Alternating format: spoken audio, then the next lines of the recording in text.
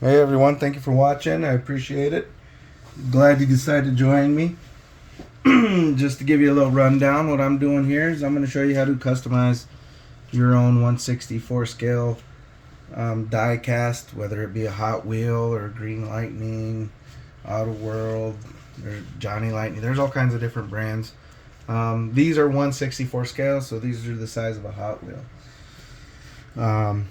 There's a lot of different accessories nowadays for these little things. These wheels are 3D printed, but they're real rubber tires, which are actually cool. A lot of them are resin. A lot of parts are resin, 3D printed. So this is my hobby. I've got a lot of vehicles on my table that I will share with you throughout the videos if you continue to watch. Or just catch one time and see what I got going. But right now, my goal is to show people how to do this for fun. I'm sure there's people out there interested in it, don't know how, don't know where to get the parts. You know, they watch the guys on IG, which I'm one of them. I'm guilty of watching and being on. So, yeah, I'll show you how to do this real quick. These little wheels are real super cool, man. They're real rubber tires. I don't know if you can see that. I apologize about misfocus. I'll get better at this. But the lettering is actually raised. It's not just written on there. It's raised, and it's a rubber tire. It's real cool. And this is an 80s Chevy pickup made by Auto World. I'll show you a thing about Auto World. You're gonna need some tools for this one. I won't lie, an Auto World or a green light is for those of us that have done this before.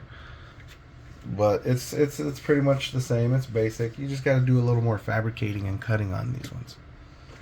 These ones, yeah, definitely don't have a very wide wheel or wheel well. It's very narrow in there, so you can't fit the cool wide wheels. This one we're not going to slam and we're not going to tuck, but we're going to have the, frog. The frog is going to stick out a little bit. This is for my compas. This is for all my compas out there.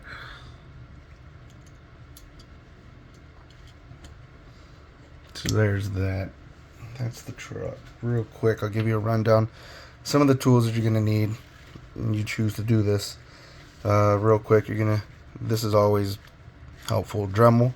This one's electric, so you can plug it in, let it charge, use it, whatnot. They have ones with a cord, plug into the wall if need be. You're always going to need your drill bits, right? Drill bits, necessity. Because this particular vehicle has rivets, so you're going to have to drill these out.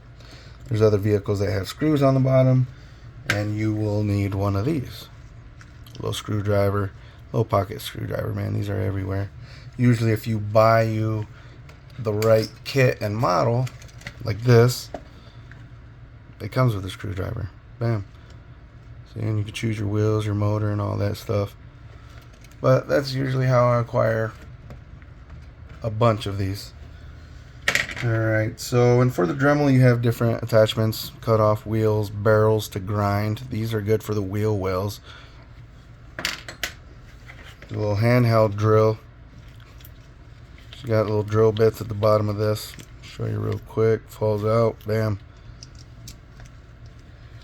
There you go. Also good to have a pair of pliers. I like needle noses. You get into some tight places better. X-Acto knife. Right? X-Acto knife for cutting. And then files. Little files for filing. Dumb. But anyways, files to open up little holes in the metal, the plastic. I use it in both. Sometimes I use them to move parts around. But we're not doing anything crazy right now, but a basic wheel swap.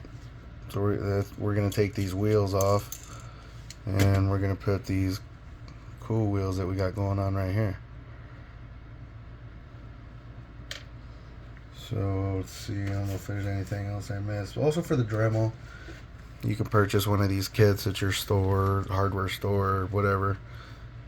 You got different attachments, brushes, more cutoff wheels, cleaning wheels, barrels, stuff like that, attachments for the barrels, more files. Also cool for those that I use are these. These are carbide bits. These are miniature carbide bits. Let me grab one real quick. This is a miniature carbide bit. They have different shapes. They got bulbous ones. They got like the ones that are the diameter of the shaft, I guess you say. Teardrop ones. And these work good for cutting the metal. So now that's said, I guess I'll go ahead and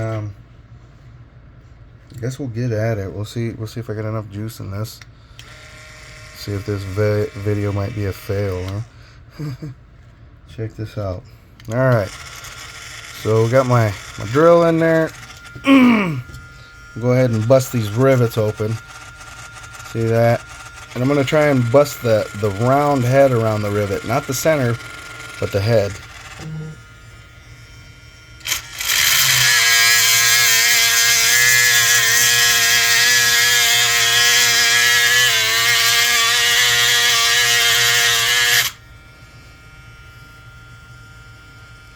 Well, with this process, you gotta be patient. You don't want to drill too hard, mess anything up, slip and hit your hand. It's not fun when you jab one of these into the palm of your hand. I've done a little bit, but nothing crazy. I've seen some videos.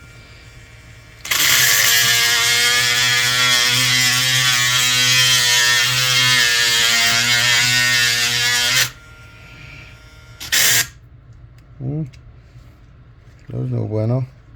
See what happened there? You might have hit that blue button there and it'll stop right there. It looks like that rivet's busted. Do you see that little black gap around the head? I think that's the post. So let's go ahead and switch to the next rivet in the back.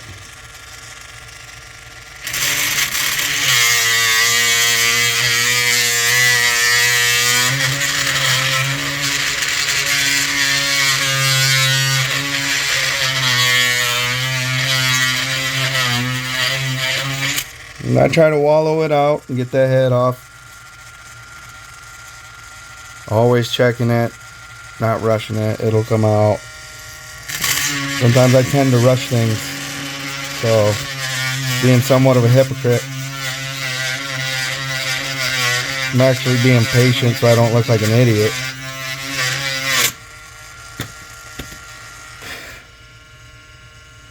Yeah, this one we got a little more work, see? It's not as easy as the front, but you just keep at it. You just keep trying to wallow the head. And you just drill straight through, might help. You'll figure out your own technique of getting these off.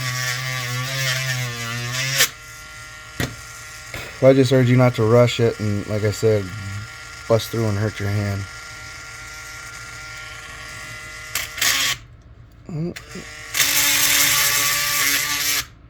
I think we're through on that one as well. This little tool is brand new, and I'm starting to notice that when it catches a snag or binds up, it shuts off. If you accidentally hit this button, it'll shut off too, because that's what locks into place when you change your bit. Here we are getting out our center rivet.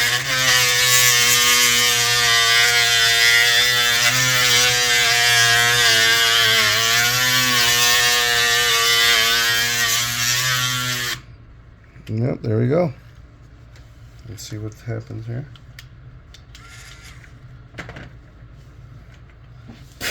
Pull it out. You see there? See how there's black around those centers now? That looks like those are detached. Let's see if I'm right. Oh, look at that. Look at that. Now, when taking these apart, be careful because you have parts that are held in there with the frame, like the bumper. See that bumper? Don't lose that bumper. That bumper has to be in its place when you put the frame back on, because them holes, and it stays onto the bumper so it does not glue. The interior usually comes out as well,